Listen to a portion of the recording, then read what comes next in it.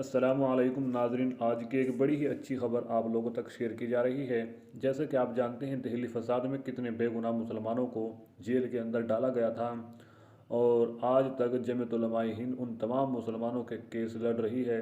ان کو جیل سے رہا کروانے میں سب سے آگے جمعیت علماء ہند ہے۔ آج پھر جمعیت علماء ہند کا ایک بڑا کارنامہ سامنے آیا ہے، یعنی دہلی فساد کے معاملے کی سماعت کرنے والے کا کرکا ڈوما سیشن عدالت نے جج پولا سیتیا پر مچالہ نے ناکافی ثبوت و شواہد کے ناقص تفتیش کی بنا پر 9 مسلم نوجوانوں کو مقدمے سے بری کر دیا۔ جن ملزمین کو مقدمے سے بری کیا گیا ہے ان کے نام محمد شہنواز شانو، محمد شعیب چٹوا، شیخ شاہ رخ، شیخ رشید، شیخ آزاد، شیخ اشرف علی، شیخ پرویز، محمد فیصل اور شیخ رشید مونو شامل ہیں۔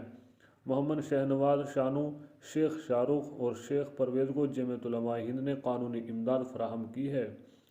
سیشن عدالت کے جج نے اپنے فیصلے میں کہا کہ اگر گواہ استغاثہ پولیس کانسٹیبل کی گواہی پر یقین نہیں کیا جا سکتا ہے، جس نے دوران گواہی کہا تھا کہ اس نے ملزمین کو مشتعل ہجوم میں دیکھا تھا جو دکانوں اور گاڑیوں کو جلا رہے تھے۔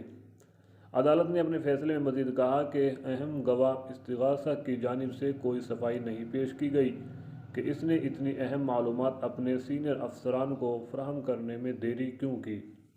تو ناظرین، یہ تھی آج کی بڑی اچھی خبر۔ اللہ تعالیٰ جتنے بھی آج تمام مسلمان جیلوں کے اندر بے قصور بند ہیں، سب کے اللہ تعالیٰ رہائی کے اسباب پیدا فرمائیں۔